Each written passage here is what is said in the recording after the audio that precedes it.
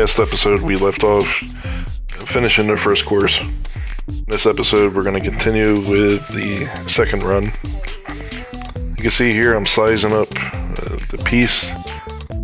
It's going to go over top of the junction box here. And what I need to do is find out where I need to cut the tile exactly. In retrospect, this would have been much easier if I used the China marker to quickly mark the tile so I know exactly where to cut it. The piece I'm working on now goes right above the windowsill. What I did was I measured where I wanted the tile to end along the corner bead of the window and where I needed it to be notched out around the windowsill. And I cut that portion off on the wet saw. And then this piece here, I measured out a similar method and cut it flush so that it will have a reveal of about 1/8 of an inch. And I'll fill that in with caulk. Here I'm just making sure that the adhesive covers the entire wall where the tile will be set so that there's no piece of tile without adhesive. Applying light pressure just to help set the tile, and then I'm going to use the rubber float to help set it for good. See, I'm doing it in different directions, and then it's really important to get off the excess adhesive. It is an adhesive that can be removed with a sponge and water. Here I'm just putting the cover plates on just to make it look nice. Haven't grouted it yet. I will do that at a later point. Here I'm continuing on the other side of the window, applying adhesive in sections, and I will then use the V-notch trowel to remove the excess adhesive and then apply the tile. Each of the runs of tile that intersect a outlet, those pieces need to be cut away. I do that on the wet saw, just cut up to the area that needs to be removed. But keep in mind when you're working with outlets that you know are decor, or you're possibly going to switch them to decor, that you have to take into consideration where the screws for mounting the faceplate will protrude.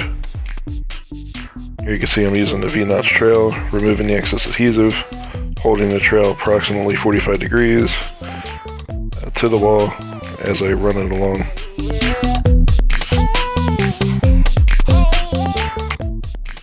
Now I'm not showing all the cuts I made.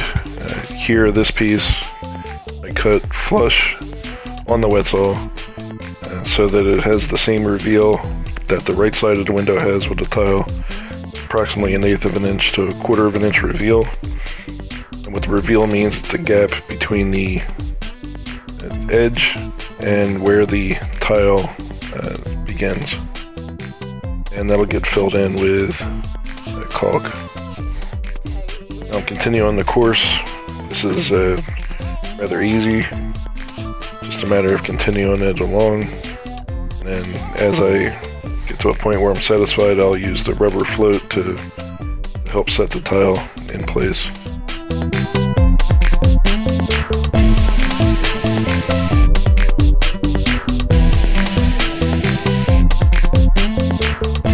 The adhesive doesn't set right away.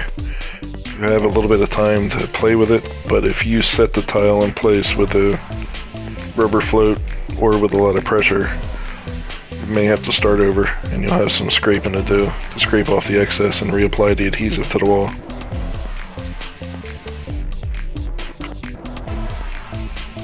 Applying the cover plates and setting the outlets lets me see if the outlets are properly set in place, meaning that the tile was cut away properly where the holes in the junction box for the outlet to mount into, and also for any screw holes.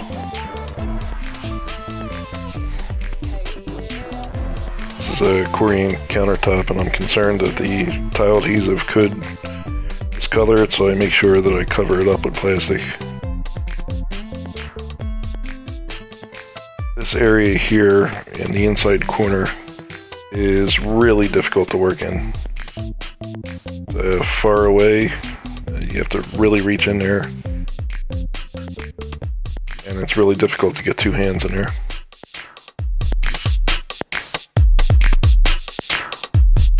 Here I'm just applying the adhesive using the V-notch trowel, 45 degrees, and notice that there's an outlet there. It's really important that you turn off the breaker so you do not get shocked while you're performing this activity. All you need to do is come in contact with the hot, and you could run into a problem. And now you see that there's gaps between the tile,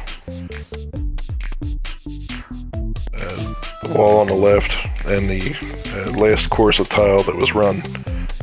So each one of those pieces will need to be filled in by hand. There's scrap pieces that I have left over from previous cuts, and I begin to apply them.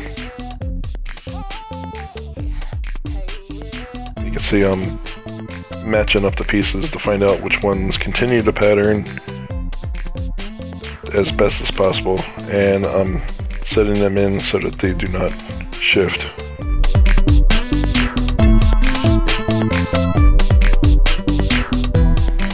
I'd say that this part here is the most time consuming because it's a matter of pattern matching and having to go to the wet saw and constantly making cuts. Now I could have used the wet saw in the kitchen. I really didn't want to do that because there's shards of glass that fly from the wet saw cutting the glass, and I didn't want to step in glass.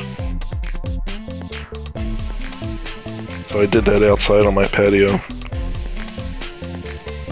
If you want to work inside, you can, but I advise that you put down plastic to cover the area around the wet saw.